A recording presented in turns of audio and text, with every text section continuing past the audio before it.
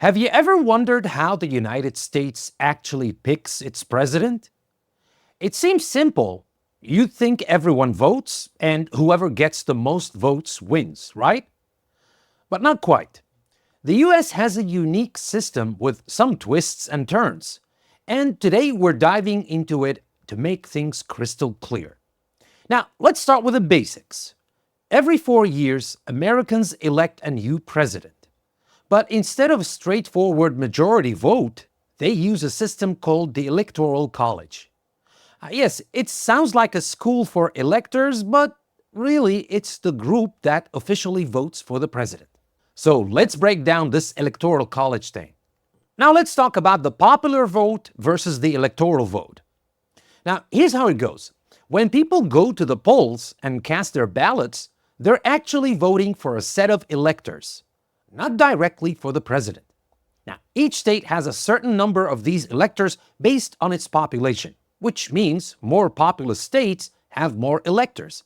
For example, California, with a large population, has 55 electors, while a smaller state like Wyoming has just 3.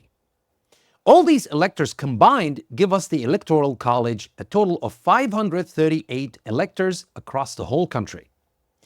Now, here's where it gets interesting.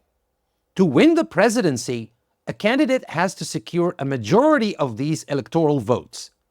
That magic number is 270. If a candidate gets at least 270 electoral votes, they win no matter how many individual or popular votes they got. And now let's talk about a very interesting system which is called winner-takes-all system. Now, most states use something called a winner-takes-all system. This means that if a candidate wins the popular vote in a state, even by a small margin, they get all the state's electoral votes. So in a close state like Florida, every single vote counts a lot because the winner takes the whole bundle of electoral votes.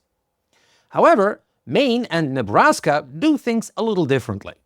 They use a proportional system where they can split their electoral votes between candidates, which can shake things up a bit. And now let's talk about swing states and safe states. You might have heard terms like swing states and safe states. These are important concepts in US elections. Safe states are states where one party has a strong lead and usually wins, like California, which traditionally leans Democratic, or Alabama, which usually leans Republican. On the other hand, swing states, think of places like Pennsylvania, Michigan, and Florida, are a lot less predictable. The vote could swing either way, and that makes them crucial for candidates. A lot of campaign focus goes into these states because winning them could mean winning the election. Now let's talk about Electoral College pros and cons. Now, why use the Electoral College at all? Well, there are some pros and cons. Supporters argue that it gives smaller states a fair say in the election so that their presidency isn't just determined by the most populous states. Opponents, however, say it doesn't always represent the people's choice. For example, there have been cases where a candidate won the popular vote but lost the electoral vote, and with it the presidency. Well, this happened most recently in the 2016 election. And finally, let's talk about ties. What about ties? What if no candidate gets the 270 electoral votes? Well, it's an unlikely thing to happen, but still possible. In that case, the election goes to Congress. The House of Representatives chooses the president, while the Senate chooses the vice president. Well, sounds a bit like a plot twist, right? So, there you have it, folks. The US presidential election system in a nutshell. It's a bit complex, I'll have to admit, but it's designed to balance power across states and give everyone a voice. Whether you agree with it or not, the Electoral College has been around since the beginning of the US, and it plays a big role in deciding who sits in the White House. Thank you very much for tuning in. If you found this video helpful, don't forget to like, subscribe, and share with friends who might find this system just as confusing.